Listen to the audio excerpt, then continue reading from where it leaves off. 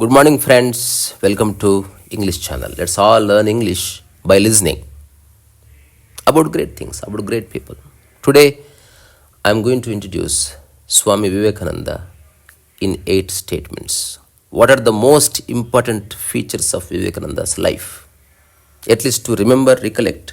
Though this information is available in internet, but at least by uttering these sentences, I'll recollect Vivekananda, I'll cherish Vivekananda. By listening my words, you also cherish his life. The first point, Vivekananda, his original name was Naren. He was born on 12th January 1863. So Vivekananda was born in 1863 on January 12th, and his given name, birth name was Naren. And point number 2, though he is an Indian, he was born in Bengal. He belonged to a Bengali family from Kolkata. Those days, it used to call Calcutta. And as far as Bengal is concerned, so many great son of the soils were born in Bengal, like Aurobindo, Rabindranath Tagore, Subhash Chandra Bose. So Bengal has given birth to great philosophies, great poetries, and great people. So the times of freedom movement, there was one saying,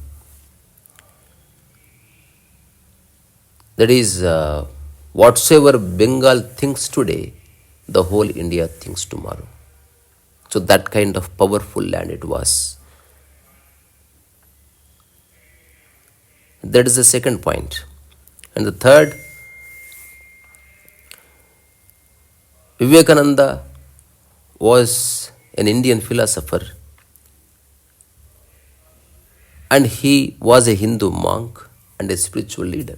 And he spoke about Vedanta philosophy across the globe and inspired millions and millions of people. And he also authored a couple of books. Maybe those books came out of his discourses, but they are his books, like Raja Yoga, Jnana Yoga, Bhakti Yoga. And he founded Vedanta Society. And he introduced his master, beloved master, to the whole world through his philosophy, through his perseverance, through his determination. So this is point number 3. And point number 4, he was one of the finest disciples of Sri Ramakrishna Paramahamsa, one of the greatest saints of India, son of the soil. So Vivekananda met Ramakrishna Paramahamsa with so many doubts, but Paramahamsa dispelled his ignorance and instilled the true spiritual wisdom in his heart. And he was the first direct disciple of Sri Ramakrishna Paramahamsa. And there were a couple of other disciples as well, like Swami Abhedananda, Swami Niranjanananda, Swami Brahmananda, Swami Turiyananda. They were all stalwarts, and they were all great human beings, and they have contributed so much to this society for the upliftment of human consciousness. The next point, Vivekananda became famous based on his speeches delivered in Chicago in 1893. So he delivered these speeches at the age of 30 in Parliament of Religions, where the entire world and its religions and its religious leaders were present. And he was only given 5 minutes time initially. Then that speech inspired, touched millions of people's heart because the way he began his speech stirred a debate. You know, he began his speech by saying that brothers and sisters of America, that's all, the entire hall reverberated with claps. Everyone stood up and gave a standing ovation. Just one statement is enough to move people. That's what Vivekananda did.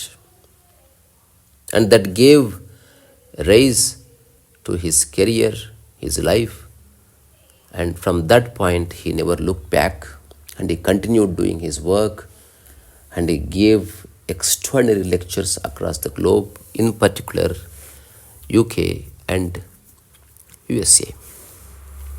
So in Parliament of Religions, in the first speech itself, he actually summarized the essence of India, significance of India, and how great this land is and has been from centuries of years. From centuries, and many people appreciated his effort, his sincerity, and his agility, his clarity of thought, and his appearance attracted thousands and thousands of people. So, and that Chicago speech was a huge hit. And next, he came back to India and he established an order and he established an organization called Ramakrishna Mutt and he continued teaching to many people about Vedanta philosophy and its significance.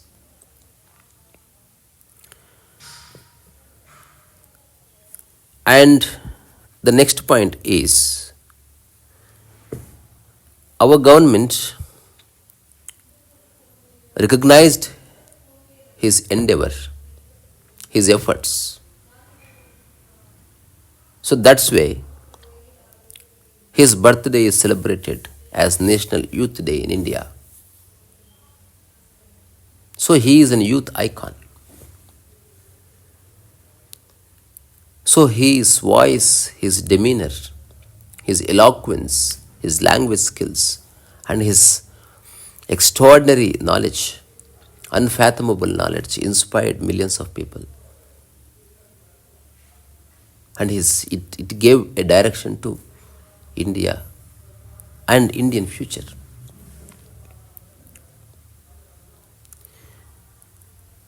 And the last point, he died on 4th of July 1902 at Belur Mutt while meditating. So at that time actually he was alone. There was only one attendant along with him. That's what I read somewhere. But the last 1 or 2 years, he really wished to die. He also wrote, because his mission is completed, he also wrote a beautiful poem called "O Mother, My Play is Done." Everyone must and should read that poem to understand the beautiful mind of Vivekananda.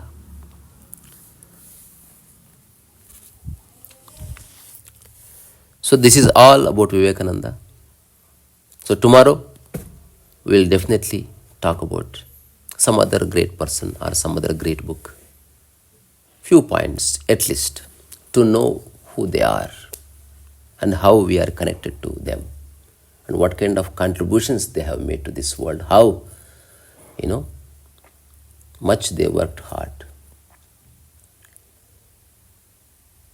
how beautifully they have sacrificed their life, their selfless acts. Maybe it will inspire us also to do something like that. So thank you so much. Have a wonderful day. Risa.